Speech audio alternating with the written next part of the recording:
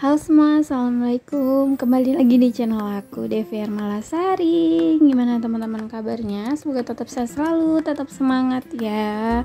Kembali sharing rutinitas bulanan. Aku mau sharing sama teman-teman budgeting aku untuk bulan September. Tapi seperti biasa, sebelum mulai videonya, jangan lupa klik tombol subscribe di bawah dan jangan lupa juga tinggalkan komentar kalian di bawah dan juga klik tombol like-nya. Nah, sebelum buat budgeting, aku biasanya evaluasi dulu untuk budget bulan sebelumnya, atau kalau di sini tuh bulan Agustus 2024 ya teman-teman. Nah, ini aku udah mulai dari pos pertama. Alhamdulillah ini ada sisa, dan untuk bulan ini aku review itu sisanya nggak terlalu banyak, tapi tetap ya harus disyukurin karena seenggaknya karena budgeting ini kita itu nggak kekurangan atau nombok atau malah menggunakan uang simpenan atau tabungan kita untuk kebutuhan sehari-hari. Jadi tetap harus bersyukur ya, walaupun hasilnya itu belum maksimal. Dan untuk kalian yang budgetingnya belum sukses atau masih minus, terus dicoba dan terus dievaluasi supaya bisa achieve nanti untuk di bulan berikutnya.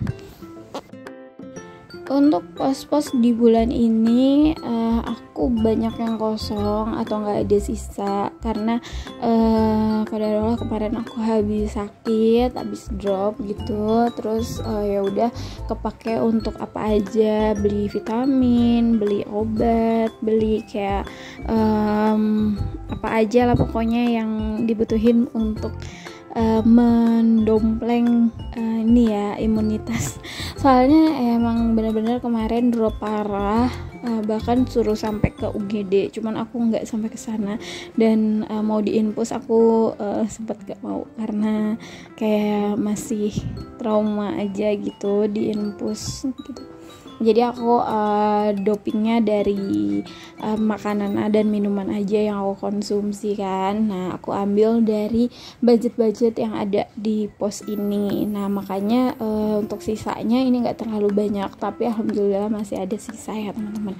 Nah, untuk bulan Agustus ini aku masih ada sisa budget sebesar 119.000 ya teman-teman. Nah, ini untuk yang recehnya ini akan aku tukarkan ya dengan satu lembar yang nominal lebih besar supaya dia menghemat tempat, karena sinking fund aku untuk apa ya namanya untuk ziplocknya itu kecil, jadi aku maksimalin aja untuk simpannya di nominalnya yang besar aja gitu.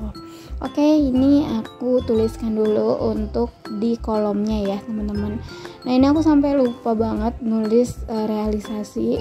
Jadi kolomnya ini aku isi cuman di total estimasi sama total realisasi aja gitu.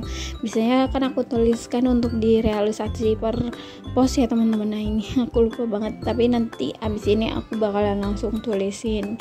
Nah, ini untuk yang sisa budgetnya itu aku masukkan ke ziplocknya langsung, sekalian aku catat juga berapa sisanya gitu ya teman-teman. Dan untuk puluhannya atau uang kecilnya ini mau langsung aku tukerin ya setelah digabung sama yang sebelumnya. Masya Allah, ini udah kelihatan ya teman-teman, maksudnya untuk sisa budget ini lumayan banget hasilnya gitu. Dari sisa budget per bulan dikumpulin ternyata dapatnya udah lumayan banyak. Dan aku untuk ada di level sekarang ini benar-benar jatuh banget sih, jatuh bangun banget ya, karena awalnya aku emang benar-benar nol banget untuk masalah budgeting, karena nggak pernah budgeting sama sekali. Dan baru melek itu saat anak aku tuh pokoknya sekitar 3 tahunan ya, berarti hampir 3 tahun ini ngejalaninnya, dan alhamdulillah sekarang udah tahu gitu ya, maksudnya budget yang ideal untuk untuk rumah tangga aku tuh seperti apa. Nah, untuk teman-teman, kalau misalnya kalian bikin budgeting, jangan sekali-kali kalian pepet-pepetin budgetnya, tapi tetap dievaluasi nanti mana yang perlu ditambah, mana yang perlu dikurangin, disesuaikan sama kebutuhan aja. Kalau aku sendiri untuk budgeting ini aku nggak nerapin sistem persentase kayak yang 50 30 20 atau yang 50 20 10 10 kayak gitu. Aku nggak pakai sama sekali, jadi aku pakai sesuai sama kebutuhan aja. Aku sesuaikan sama budget apa yang aku butuhkan dalam waktu 1 bulan per posnya gitu, dan alhamdulillah ini membuahkan hasil banget ya. Setelah aku tahun lalu itu alhamdulillah udah bisa kelihatan nabung gitu. Nah, tahun ini insyaallah aku bisa naik level untuk tabungan gitu, karena yang tahun lalu nggak sebanyak tahun ini sih budget untuk tabungannya. Oke, ini aku udah selesai tadi bikin tabel dan sedikit menggambar ya, supaya nggak terlalu terlalu kosong banget. Nah, ini aku tuliskan di tabel pertama itu ada income, terus ada fixed expense. Nah, untuk fixed expense ini isinya adalah saving dan giving ya teman-teman. Ada tabungan wajib untuk orang tua, sedekah, dana darurat, sinking fund, terus ada kuota arisan, sama sekarang aku tambahin BPJS ya, karena kemarin aku daftarin mama untuk BPJS karena mama nggak punya BPJS. Nah, terus untuk yang selanjutnya itu ada kolom variable expense, dan yang terakhir ada sisa budget. Jadi sisa budgetnya berkurang 100.000 untuk bulan ini. Lanjut, ada variable expense. Nah, ini tabel variable expense aku bikin sendiri satu lembar gitu full, karena itu kan untuk kebutuhan sehari-hari ya teman-teman. Di sini aku itu ada 4 kolom, ada deskripsi, estimasi, realisasi, dan selisih. Nah, untuk deskripsinya kalau di variable expense aku itu ada belanja bulanan, SPP, ada beras, gas, dan galon. Terus aku juga ada makeup, jajannya anak aku, dana darurat, dana tidak terduga ya, terus listrik, belanja mingguan, ongkos aku, terus iuran lingkungan, sama yang terakhir itu ada bumbu dapur. Nah, untuk budgetnya ini udah nyaman banget aku dengan budget yang sekarang ini, jadi belum aku rubah-rubah dan masih menggunakan budget yang dari bulan-bulan sebelumnya. Selesai aku tulis semua, baru abis itu aku masukkan uangnya ke pos masing-masing di dompet pintar ini. Nah, alhamdulillah ini dompet pintar yang udah membantu mensukseskan budgeting aku. Nah, sekarang udah selesai, aku tinggal masukin untuk sinking fund. Jadi yang pertama ini aku ada dana darurat. Di sini dana darurat itu aku gunain cuma untuk kebutuhan yang darurat aja, atau yang aku nggak ada di pos ya teman-teman. Itu aku budgetkan 200.000 per bulan, dan alhamdulillah udah kepakai juga kemarin. Terus ini ada lebaran, untuk dana lebaran 2025 aku itu budgetkan 100.000 untuk tahun ini ya teman-teman. Aku naikkan agak lebih banyak.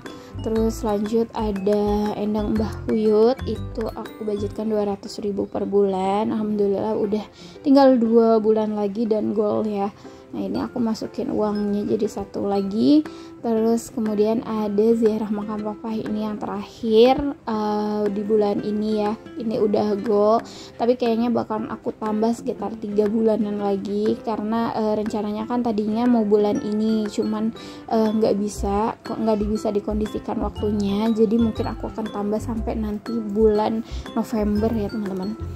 Nah, lanjut untuk sinking fund yang selanjutnya, ini ada aku tabungan wajib. Alhamdulillah untuk bulan ini masih sama nominalnya, masih bisa nabung dengan nominal yang sama. Nah, ini aku masukin uangnya jadi 1 di sini. Aku bangga banget ya sama tabungan wajib ini, karena tahun-tahun sebelumnya aku nggak bisa nabung sebanyak ini. Terus lanjut ada juga dana pendidikan anak aku. Nah ini aku tandain 2 kolom ya, 200.000. Insyaallah rencananya insyaallah kepengennya tahun ini udah kelar ya. Ini untuk yang terakhir itu ada power of 5.000. Kali ini aku nggak ngisi karena aku udah isi sebelumnya dan aku nggak videoin ya teman-teman. Dan alhamdulillah ini udah selesai untuk evaluasi budgeting aku dan isi singgah fund aku untuk bulan September ini. Dan sekian dulu videonya, semoga bisa diambil manfaat. Sampai ketemu di video aku selanjutnya.